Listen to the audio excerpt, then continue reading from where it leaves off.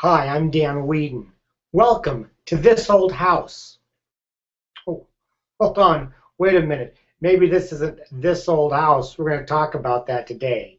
Let me try that all over. Hi, I'm Dan Weedin. Welcome to this week's edition of Weedin Unleashed.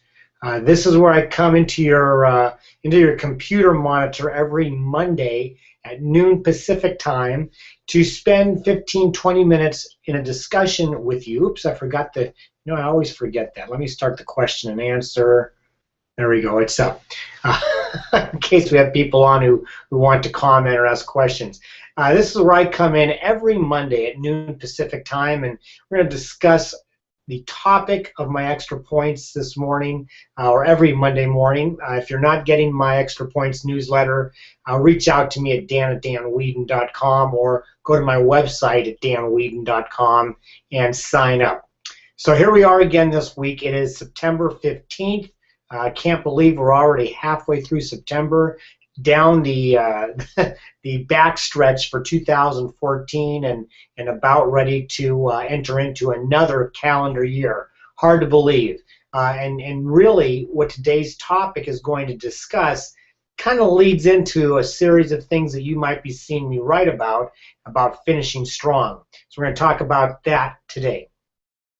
Just a little bit of logistics to get started with. This is live. This is live TV, so to speak, but it's also recorded. Many of you watch it on YouTube, on my YouTube channel afterwards. That's danweedin.tv, and so it's always going to be around for you to watch over and over again to your heart's content. Excuse me. Again, I'm going to be here every week, and this week our topic is going to center around this old house. For those of you of my generation, maybe a little bit younger even, you might remember a show called This Old House, where they would do renovations on an old house and make it as good as new.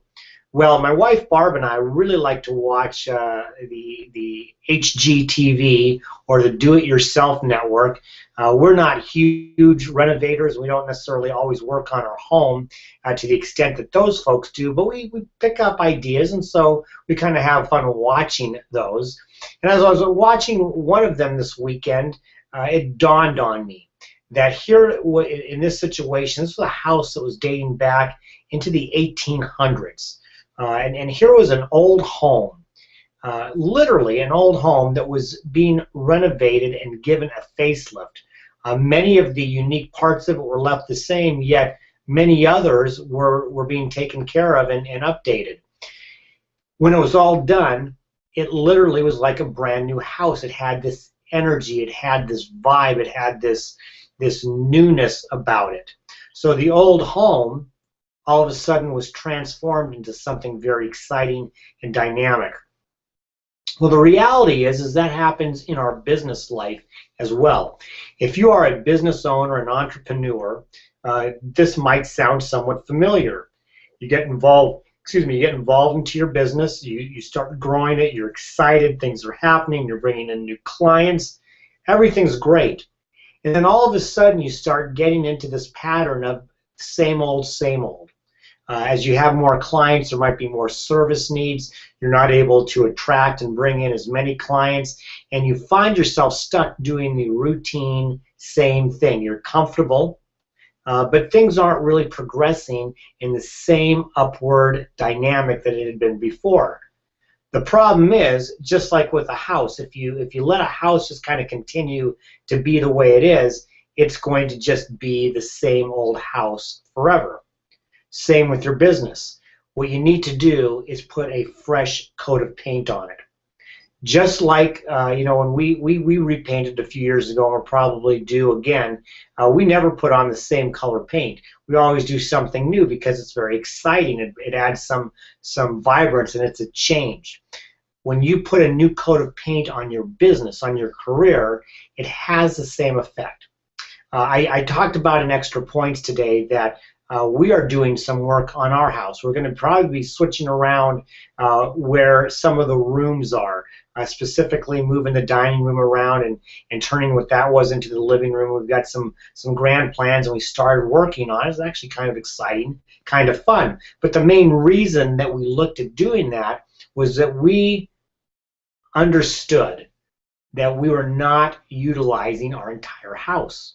There was a section of the house that was not being used very much, or at least in a way that made sense. We had done some things downstairs to change that for downstairs, but we still had some places upstairs. Now, think about your own home first. Are there places that you're not utilizing that are going unused? The same is true in your business. You're undoubtedly leaving money on the table because you're not completely maximizing all of your talent, all of your skills, everything that you have to put out. There's places that are getting cobwebs. Why is that? Well, it's for the exact same reason I said in the very beginning. You can get into the success trap. That's what Alan Weiss, my professional mentor, has termed. When you get into the success trap, it's because you're doing things over and over that people tell you you might be good at, but you really don't enjoy doing because they have ended up being consequences of your success. You need to move that out. You need to put a paint job on it so that you can get back out doing what it is that you really enjoy. I see we have a couple viewers out here. This is a great time to comment, to ask questions. I'm going to continue on a little bit and talk about how you do put a fresh coat of paint on, but I want to encourage those of you who are watching live. Here's a great time to ask any questions or make any comments, and we'll get you on. So how do you put a fresh coat of paint on you as a business? It's easy to do in a room or in a house, but how do you do that with yourself? Well, here are some examples, and depending on your industry or what you're doing, it might be a little bit different, but I'm going to talk to you as if, let's say, you're a professional services provider of some sort, kind of like what I am as a consultant. Number one is you can develop new products and new services. For instance, I've got a brand new program that's going out in 2015 that is designed for business owners, for small business owners. It's called the Unleashed Executive Experience. It's brand new, just thought it up about a month ago or so, have put it out there. We've got people signing up for it. It's exciting, it's new, it's a brand new curriculum that I've got to develop. And so that is one of the ways, that's one of the rooms I've put a fresh coat of paint on. So what can you do to develop new intellectual property, new products and services?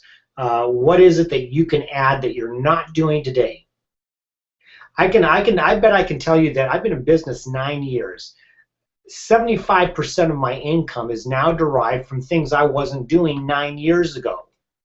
Things have to be created. Things have to change. If you stay stagnant, it's a great way to go the way of the T-Rex. So find something that you're not doing right now that you can add, that you can put that fresh coat of paint on. So something new in regard to product, to services. Intellectual property is maybe what you're writing, what you're speaking about. Putting together, I have a client that just put out a brand new ebook. Took her a lot of time to do, but it's out, and it's exciting and new for her, and it's offering great value to the people who are reading it. So that's one way. Number two is you've got to change your routine.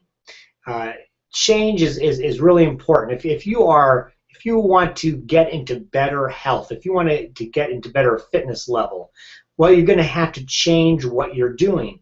You're going to have to change your routine. You need to start walking, you need to start running, you need to maybe go on the elliptical machine, lifting weights. And then after 6 weeks, you've got to change that routine again, because those people who do exercise will tell you those muscles get stale after about 6 weeks. They get used to it. You've got to switch it up. You've got to do the same thing. If you would like to add new clients to your business, you need to get on the phone. You need to get out and meet people. You've got to ask for more referrals. You've got to plan this time into your schedule. You got to put it into your calendar and say, this is what I'm going to do. Some of it may have become uncomfortable for you to do. Well, that does happen, but you've got to push that discomfort out of the way. You've probably heard the thing is when you go outside your comfort zone, you've stretched yourself because now you've expanded. That's part of maximizing the talent in your house so that you're using every nook and cranny and there are no cobwebs going out. So that's number 2. Get out and do something new. How about this? Number 3, if you have employees, encourage them to do something new. A little coaching, a little mentoring, a little training from you. Perhaps you want to do a combination. You put something new into place, yet you're going to give that to somebody else so it's new for them. Look, if you've got employees, they've got to have that same energy and that same passion, and maybe giving something to them will energize your entire organization. Find ways to get them uniquely involved in what you're doing. So we've talked about 3 ways, and I know, like I said, there's some folks out there. If you've got questions on this, or if you'd like to add some more of your own, this is a great time. So number 1 is create something new. Product, service, intellectual property. Number 2 is get out and do something new. Change the pattern, change the behavior. If you've been stuck in the office, get out of the office. If you haven't been talking to people, go talk to people. If you haven't been asking for referrals, go ask for referrals. Then number 3 is engage your team.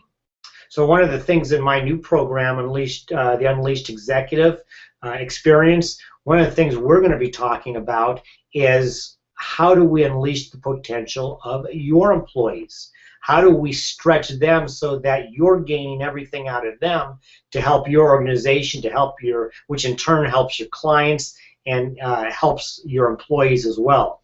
So transferring that ability to get somebody else to be able to maximize their skills, that's a wonderful thing.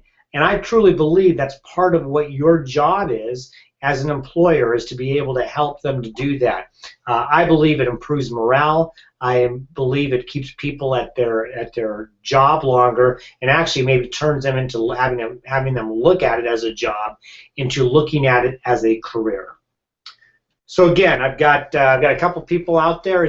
I've been rambling on for just under 15 minutes now. It seemed to kind of be the pattern with me. That's my opening monologue. So this is an opportunity for anybody else to come on and ask some questions, or bring up some comments if you'd like to share with us. So again, taking a look back, whenever you take a look at a house, a physical house, are you really using the entirety of the house, or is some of it in mothballs? Maybe some of it you've been using as storage and just throwing things in. If you have a garage, or using it to put your car in, or using it to store things. For us, we wanted to get the garage used for putting the car in, so we made some changes. We had to go in and find ways to optimize the utilization of the house. You can do the same thing in your career. Most of the people that I talk to fully admit they're not optimizing their abilities. We want to change that around. How do you do it? There's a lot of different ways, but all of them involve some level of change of behavior and activity. It might mean strategizing, it might mean training, it might mean coaching and mentoring, it might mean you getting some help. But in the end, you've got to change tack. And some of that involves you getting out and creating something new, you going out and meeting and talking to new people, and you energizing your employees if you've got employees. Dave just shared here a quote by Einstein. I think you may have all heard this, but it's great. Insanity is doing the same thing over and over while expecting a different result. Why is it that we do that in our businesses? Well, it's because I think we allowed time to get away from us. What we were doing in the beginning that was very active, when all of a sudden you start bringing in clients, you start bringing in additional work, all of a sudden you find yourself stuck doing things that you did enjoy doing at first. You know, I work with a lot of insurance professionals, and I've talked to many over the years who, they started out selling a lot of insurance. That's what they do. That's what they did. And they now got to a point where they have a lot of new clients, but they have not added staff. They're nervous to add staff because there's, to them, a cost involved in doing that. Actually, what it is an investment. If you don't add staff, if you built up a professional services business, whether it's insurance or financial services, if you built that up and you don't bring on people to help you service those needs, number one is your current clients are going to be unhappy. Number two is you're going to be unhappy because you're not doing what it is you want to do. Number three is you're going to grow stagnant. So when Dave mentions insanity is doing the same thing over and over, when you've gotten into a business where you can literally say I'm doing the same thing every day, nothing is new, that will drive you insane, and it'll also potentially drive you into bankruptcy, because you need to be able to add and change and do new things all the time, regardless of the type of business you are. Especially if you're dependent on, here's an example. I was just talking to somebody who is really dependent on one customer. If that happens, what happens when that customer can't order anymore? Maybe doing something new is going out and trying to diversify more. So there's lots of ways to skin that cat. Dave, thanks for sharing that. It's a great quote. I'm not sure I knew it was Einstein who said it. I knew I'd heard it in many different places, so thanks for clearing that up. He's a smart guy. He probably should know. So again, I've got a couple people on board. This is a great time to either add a comment like Dave just did or ask a question. For those of you who are watching this at a later date, and I know I see that people do watch these at a later date, which is great, go ahead and feel free to send me a quick email on this topic if you'd like some clarification, or if you have a comment to make. I'm open to that. Dan@danweedin.com. So I think I've said enough about this. I'll give the people out there one last opportunity to share. What I will do is I'll set you up, tee it up for next week again. It'll be the 22nd next week. I will be back here again at noon Pacific time, 3 o'clock Eastern, all times in between. If you want to make sure that you're getting the information about this, maybe you found it some other way, find me on Google+, because I set this up on a Google+ Hangout. Find me on Google+ and connect. The other thing is that you can find me on social media at LinkedIn or at Dan Weedin on Twitter. You might also just get my emails from my regular mailing list, dan@danweedin.com, or go to danweedin.com and get my extra points. Apologize, my phone is going off. Again, we're on live TV. And that's actually a phone call I need to take and get back to. So I think what I need to do is wrap it up for today. Thank you profusely for being on with me, whether you are here live or you came on later. Either way, thank you for being here. I hope that you will be back and join us next week. By the way, if you're watching this and you are an executive or a business owner and you'd like to learn more about the Unleashed executive experience, contact me. The first early registration discount ends on the 20th.